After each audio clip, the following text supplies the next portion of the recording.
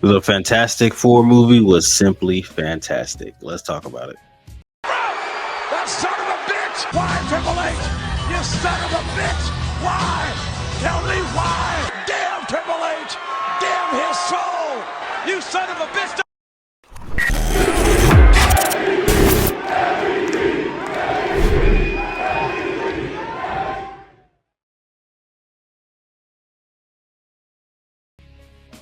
Welcome back to the MVP's Lounge. As always, I am your host, the King, and we are going to be talking about the Fantastic Four film. I think I've given you guys enough time to watch it again, and do all those things. So it's been like a whole week since then. So I thought it was the best time right now to drop a review on it. Okay. So what I'll do is I'll give like the non-spoiler review in the beginning, and then the ending portion will be the spoiler part. Okay. So let's jump right into this. As you all know, there's been, I would say, there's a total of 4 on-screen iterations of the Fantastic Four. An old version, like really old. The ones we know with Jessica Alba, what was it, Ian, Chris Evans, and I forgot my other homie's name. I played the thing. And then there was that 2015 version with Michael B. Jordan and the other folks. Yeah, that one. We like to forget that one completely. And then now we have this iteration that's finally going to be in the MCU. You can even look before that, and when we had Reed Richards, played by our guy Jim from The Office. But we wanted him and Emily Blunt to play, Reed and Sue. But when we ended up finding out that it was going to be Pedro, Vanessa Kirby, and them, we were like, oh, this is completely different. I don't know if these guys can actually pull off these roles. Even during that first trailer that they showed us, we were still skeptical. But as trailers went on, we started to have a glimmer of hope going towards this movie. Movie starts out, giving us some information that we got in the trailer, that Sue's pregnant. That's how it starts out, pretty much. We find out in the trailer. We're like, all right, we wonder who this kid is, what his name might be, because finding out what this kid's name is could be very important to this entire whole shaping of this universe that's about to happen. So we find out, she's pregnant, and they pretty much, are giving us a short little, I don't want to say recap, but it's kind of like a catch-up kind of thing. They don't want to give you the entire origin story of everybody and start from there and then get to that point. They kind of want to bring you into this world where you enter it and you already know, like, these characters exist. Okay, they are the protectors of this world. They're the only people on this world. There's no Avengers. There's no these other people. It's just them. So they show you a whole recap of that at the beginning. You're getting battles that they've had with other villains that I won't name, but they've had battles with other villains already, and they show you that stuff, and you get to highlight everyone's powers and stuff like that, so on and so forth. You get that quick little update on who they are in this world and how everyone treats them and sees them. Going forward, though, we end up finding out, like that dinner scene where they kind of, find out that Sue's having a kid. And shortly after, they're going through their, regular daily live motions. And this movie's a really connection builder for everyone. You don't get too much action. I'm not saying that as a bad thing. I'm saying majority of this movie is to build this team and for you to get to know who each person is as an individual.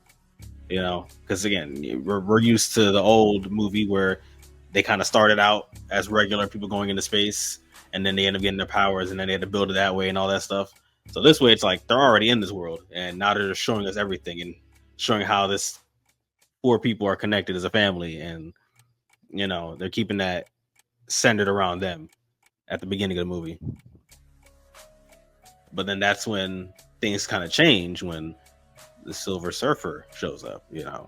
It's not just a regular person or regular villain that they've had or something a little out there. This is like somebody that comes from space that shows up, and pretty much when she shows up, she, as they say in the trailer, then she tells them that the world is marked for death and that Galactus is coming for their planet.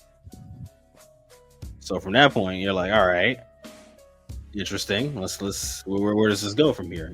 She kind of just told everybody around the world, hey, y'all are about to die in the next couple days. So be prepared because it's happening. And there's nothing you can do to stop it. So Johnny, as again, I'm going basically everything I'm giving you right now is basically stuff that you've seen in the trailer, at least. We're going non-spoiler here. So Johnny rushes up after her, grabs her board. She says some words to him, and then kicks him back off the board and then leaves.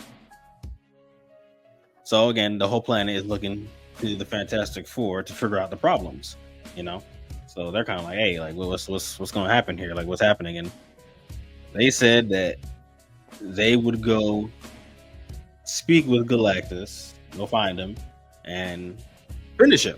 They may have to fight him and solve this problem, apparently. So they go up to space. They are able to track the Silver Surfer, and they end up at this gigantic thing.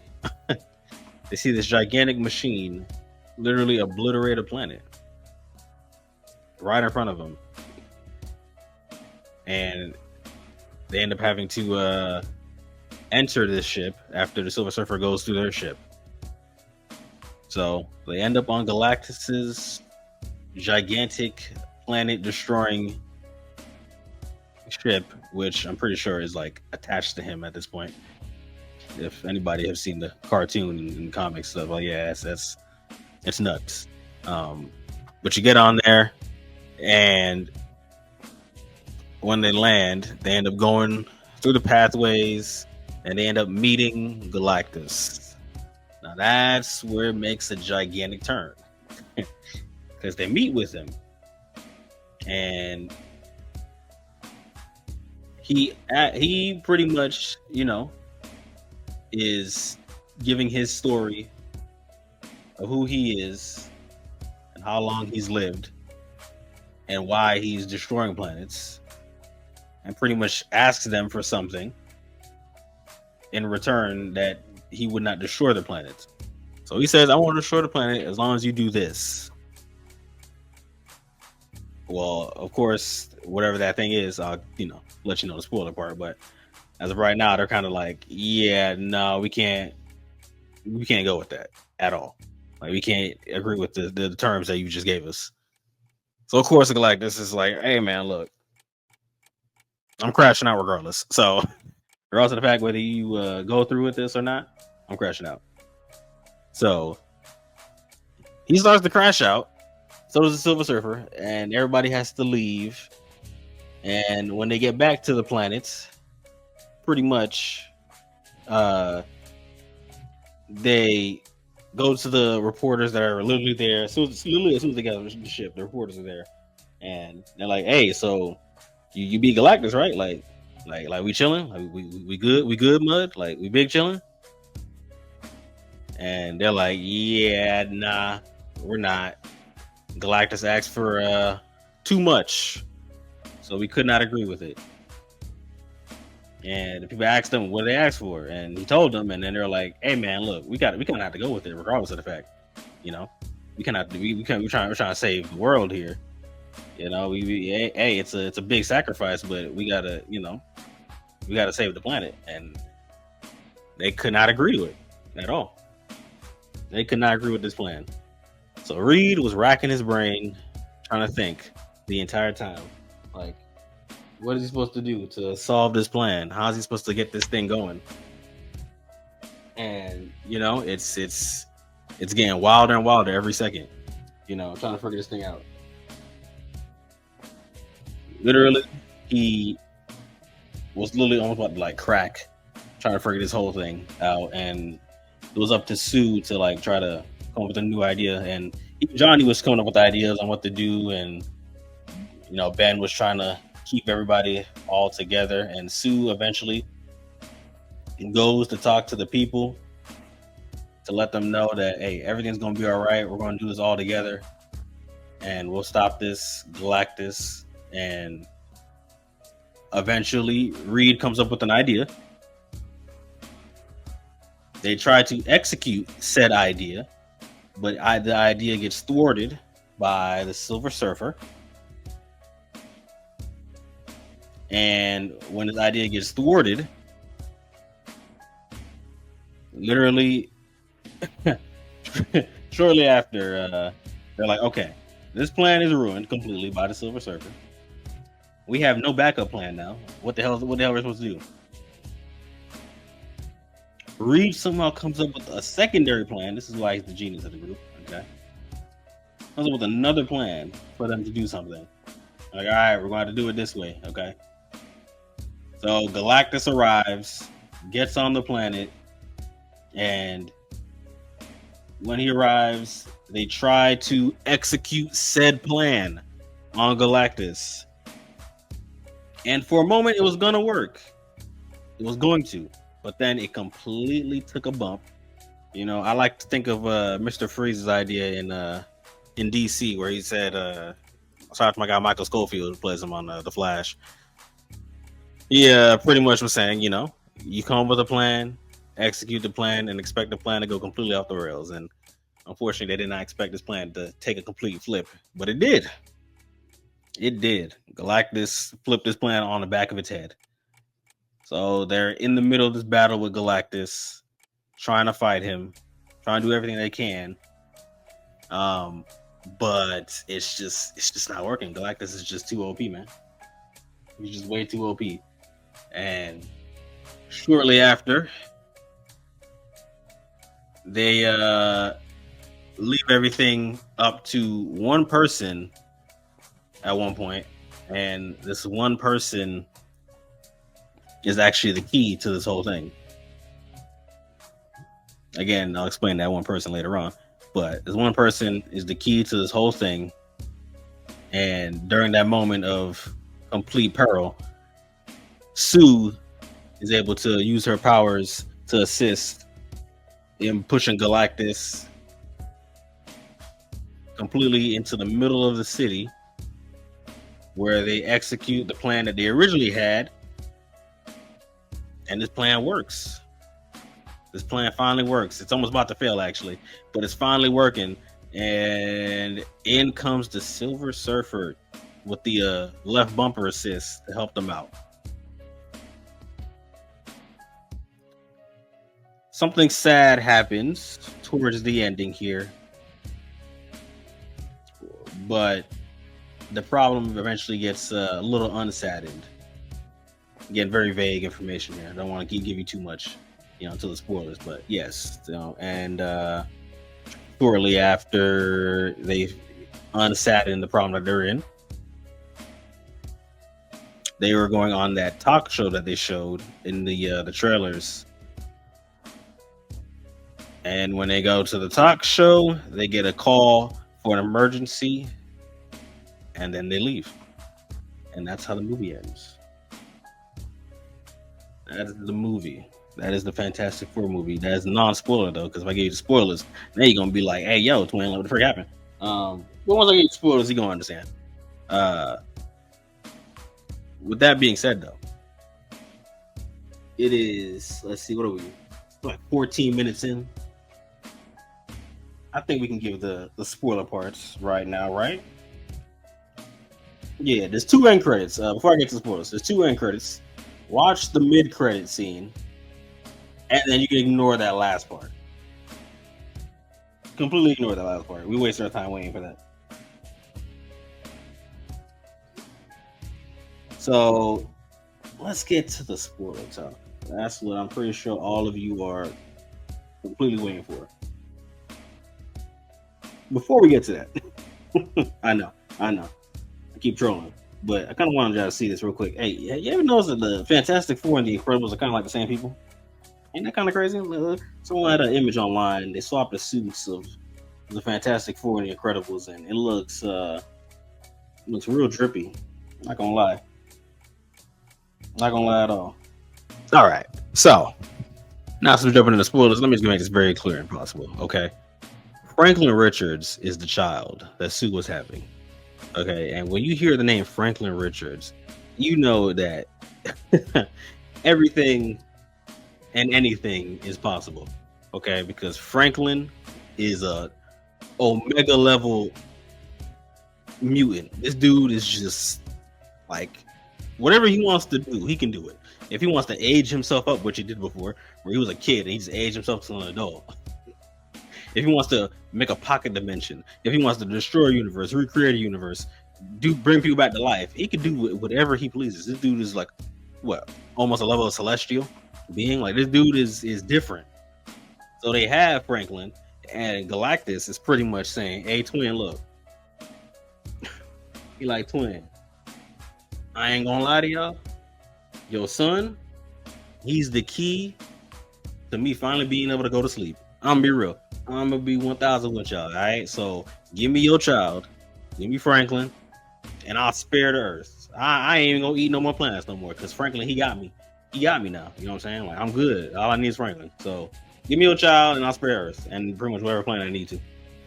And they're like, "Yeah, nah, we're not doing that. We're not doing that at all. Why the hell would we give you our son?"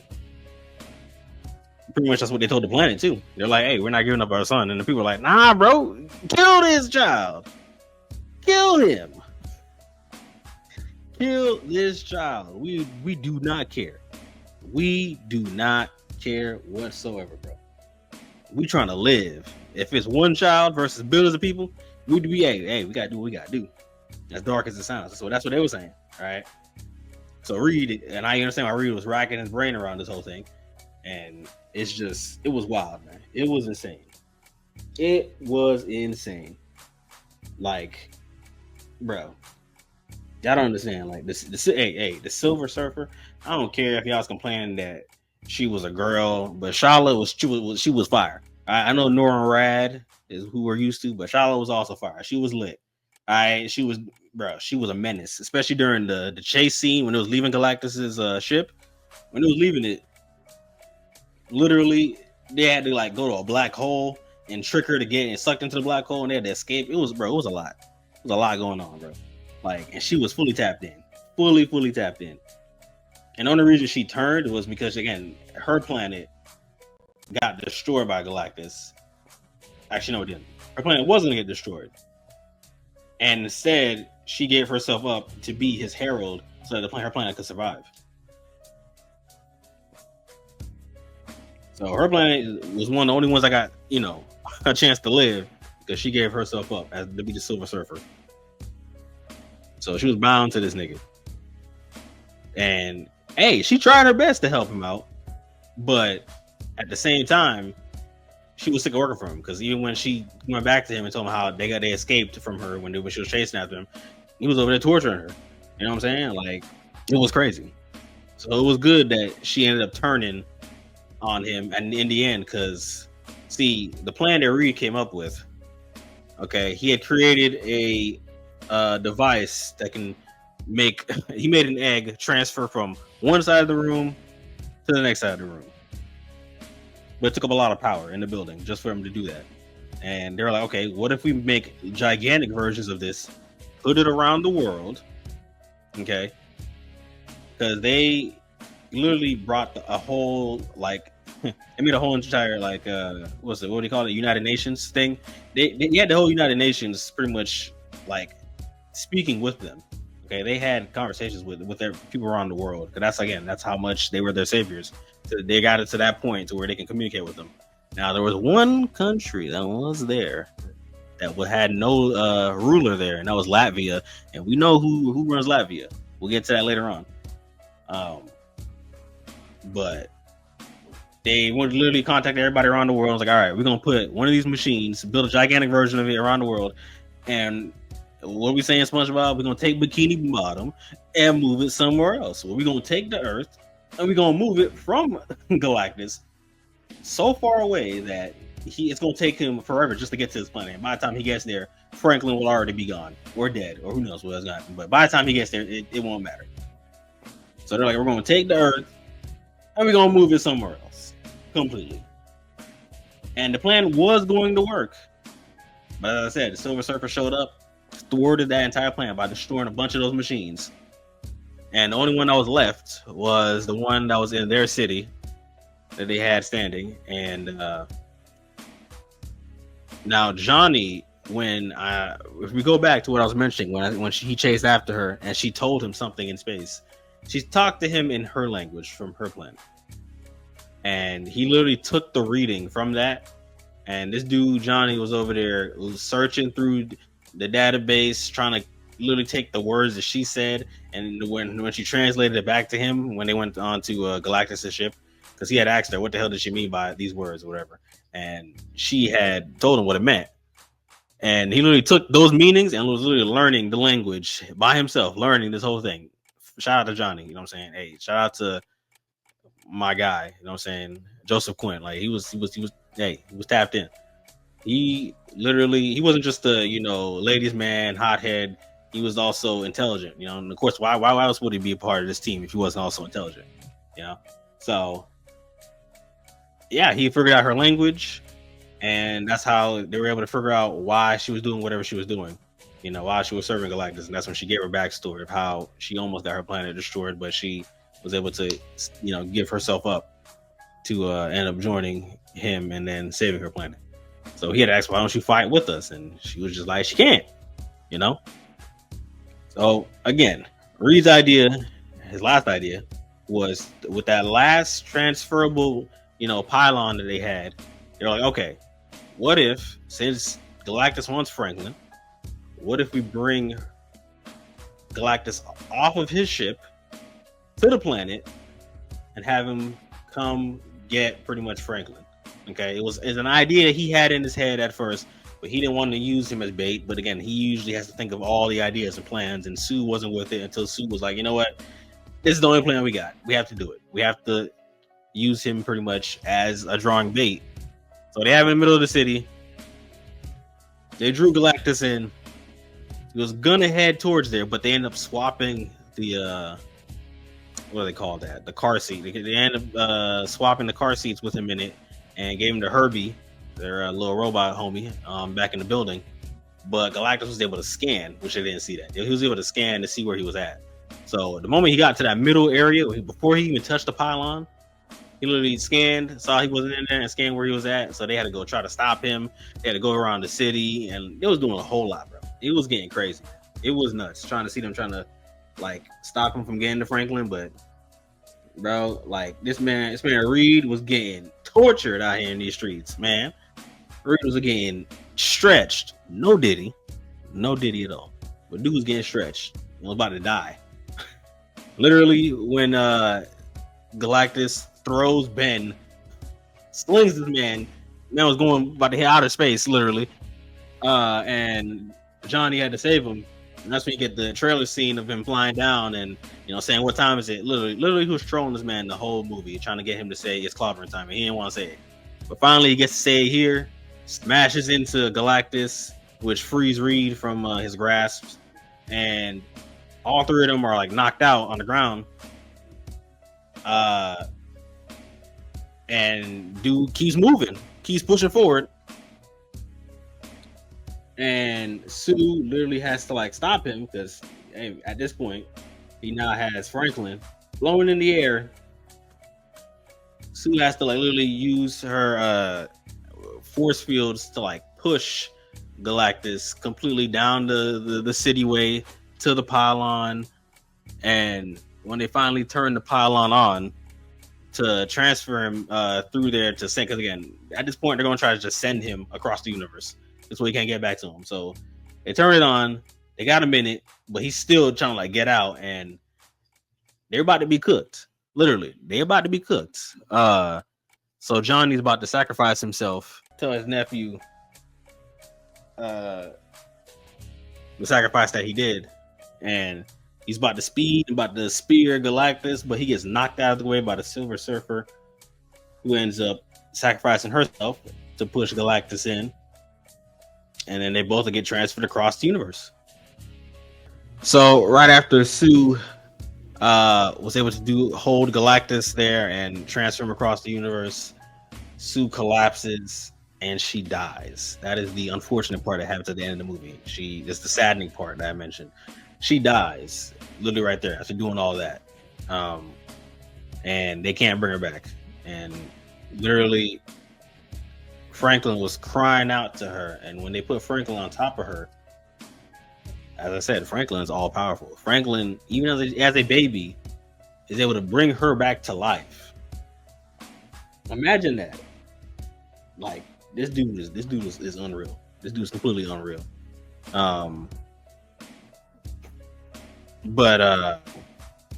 Yeah. W ending with them bringing her back to life, and they end up going, as I said, to that talk show thing. They get an alert, and then they end up leaving, and that's how the movie ends. Now, let's get to this after credit scene, okay? Or the mid credit scene. The mid credit scene is her reading a book to Franklin 4 years later. Shout out to all these 4s, by the way. 4 years later, reading to Franklin, she goes go grab his favorite book, and when she comes back around, there's Dr. Doom kneeling right in front of Franklin, who is touching his face. And that's how we end that mid-credit scene, because we're going to send that straight to Doomsday. Now, here's my thoughts here on this one. Okay, look. Okay. It's about to get real, because they're going to do this thing, because there's a whole thing in the comics where, like, their daughter is more, like, cool with Victor, and they have, like, a connection and a bond. They might do that with Franklin here, and then they might have Franklin be the catalyst and assistance to get Doom to, like, his all-powerful level, and that's how we're gonna get Battle World and all those. Bro, it's gonna be lit. All right, it's gonna be fire. That's all I gotta say. Okay, the movie to me was a nice 8 out of 10. There was a bit of talking, as I said, to build the story and the tension throughout the middle. I still give it an 8 out of 10. It was still good. Hey, Marvel, yeah, Captain America, that was good. Thunderbolts, that was good. This one was good. They've been back to back with it. They've been cool. For me, okay. Now, if you remember from Thunderbolts, that end credit scene when we saw the ship flying in, I was looking at the ship in this and looking at the ship there, and it looks different. Look like they have 2 different ships here. So that Fantastic Four ship that's flying through, it may be them, or it may be a different Fantastic Four, or it may not be them at all. I don't know. I'm not sure, to be honest with you. I'm not sure, but it is definitely 2 different ships that flew in. Now, maybe Doom kidnaps Franklin and hops on their ship and dips, or maybe they gotta flee from Doom and they gotta, like, go through different, like, universe. I don't know what they do, bro, but I'm intrigued. And it sucks that the movie comes out next year in December, because it was gonna come out in May next year, and oh my god, that'd been amazing. It would have been so close to getting it, but we gotta wait till December. So hey, it's fine. I'll wait. I'll be patient with it. But yeah, that's all I got for y'all today. Thank y'all for joining me today in the MVP's Lounge. That was the Fantastic Four First Steps movie review. Yeah, it was a little all over the place, kind of, but I kind of gave y'all the gist of it. Non-spoiler review. Tell me how you guys liked it. If you did like it, if you didn't like it, why you didn't like it, why you did like it, in the comment section down below. Till then, I'll see you guys next time. Peace.